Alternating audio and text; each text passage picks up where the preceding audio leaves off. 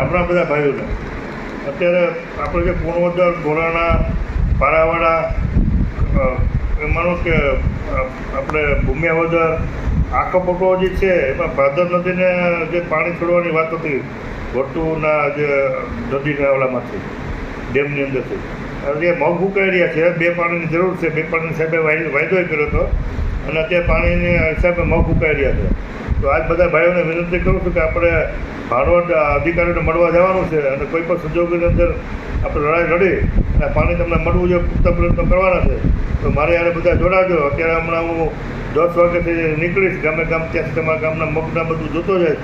અને એના વિડીયો હું નાખીશ અને બધા જાગૃત ખેડૂત થાવ તો તમારા મગ બચી જાય તમને 2 પૈસા જે નુકસાન મોટું થાય તો તમે નુકસાનમાંથી બચીને 2 પૈસા કમાવો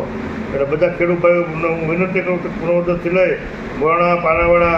ભૂમિયાવદર જે કોઈને નુકસાન થતું હોય એ બધા ભાઈઓ અત્યારે ભૂમિયાવદર તો ટાઈમ છે 11 વાગ્યાનો તો ત્યાં જોડાજો ત્યાંથી આપણે સીધું ભાણવડ જવું છે અને આ અધિકારીને રજૂઆત કરી અને તમને તાત્કાલિક પાણી મળે એવા મારે પૂરતા પ્રયત્નો કરવાના છે એટલે બધા ભાઈઓ ખાસ જોડાજો એ નમ્ર હું વિનંતી કરું છું.